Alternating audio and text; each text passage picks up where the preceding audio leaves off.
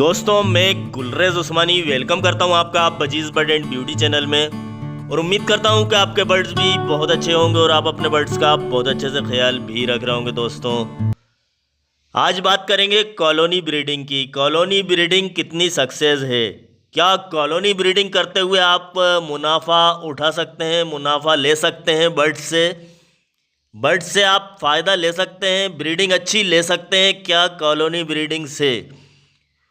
तो दोस्तों colony breeding और केज ब्रीडिंग, और दोस्तों मैं करता हूँ कॉलोनी ब्रीडिंग, आपको पता ही है। ये देख रहे हैं आप, ये भी बजरी की कॉलोनी है, एक छोटी कॉलोनी है लेकिन है कॉलोनी, क्योंकि इसमें हम 8-10 जोड़े रख लेते हैं और इसमें मटकियाँ लगा देते हैं। और देख रहे हैं आपके रेबिट बैठा हुआ है दोस्तों, और ये जो वेस्ट होता है, कंगनी नीचे गिर जाती है, कंगनी का भूसा जो होता है, तो ये रेबिट खाते हैं खूब अच्छी तरह से। और केज ब्रीडिंग की जो हम बात कर रहे थे, केज ब्रीडिंग मतलब single pair breeding, single pairing, जो सिंगल एक पेयर रखा जाता है एक पिंजरे में।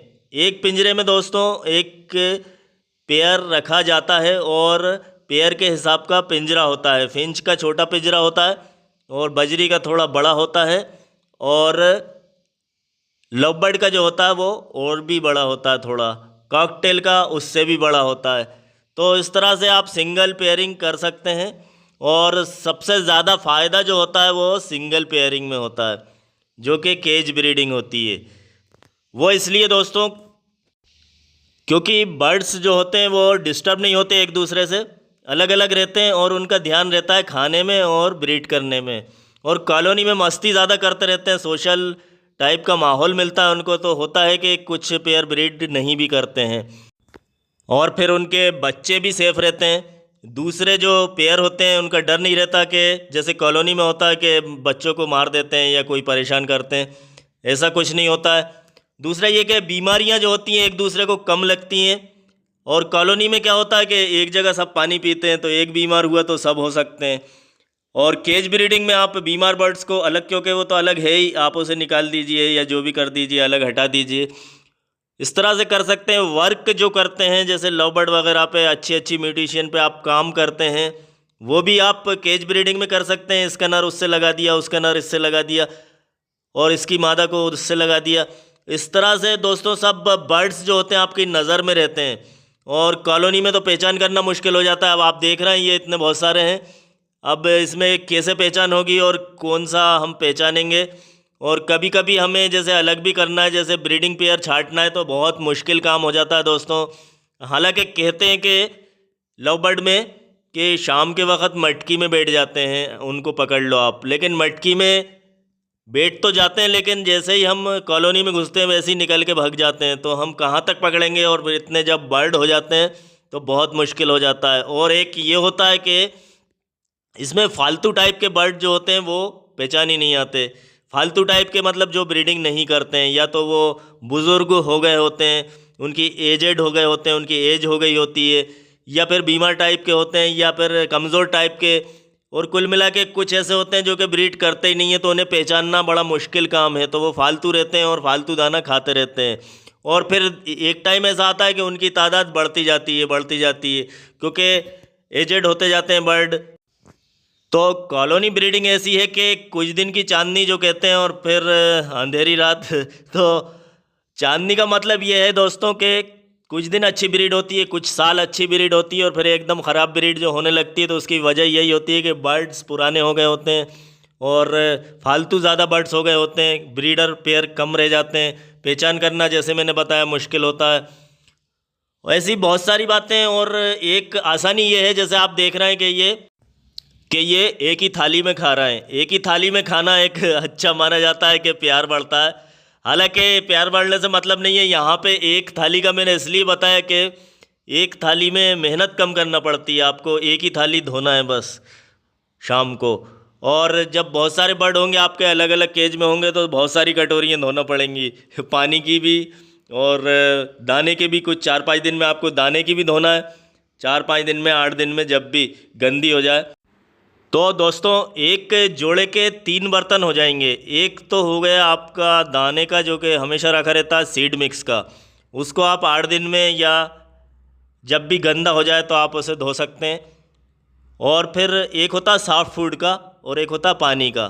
तो सॉफ्ट फूड के बर्तन को भी आपको रोज़ धोना है, और पानी का फीडर वगैरह है तो उसको आप कुछ दिन से फासले से भी धो सकते हैं, लेकिन उसमें स्मेल उसमें भी आने लगती है तो धोना उसको भी पड़ता है। तो मेहनत ज़्यादा हो जाती है केज ब्रीडिंग में, और फ़ायदा भी ज़्यादा होता है। इसमें मेहनत कम होती है लेकिन फ़ायदा उससे थोड़ा कम होता है। मेहनत बहुत ही कम होती है लेकिन फ़ायदा उससे थोड़ा कम होता है। तो कॉलोनी ब्रीडिंग जो है दोस्तों, कुछ दिन के बाद जब आपके बर्ड्स ख़राब हो जाते हैं तो फिर परेशानी आती है। तो उसका तरीक़ा ये है कि आप एक और कॉलोनी पहले से बनाते चलें। मतलब जो आपके पट्टे वगैरह निकलते हैं बर्ड के, उनको अलग रखिए और उनकी कॉलोनी और तैयार कर लीजिए कि आपकी पुरानी कॉलोनी ख़राब हो उससे पहले आपकी नई तैयार हो जाए।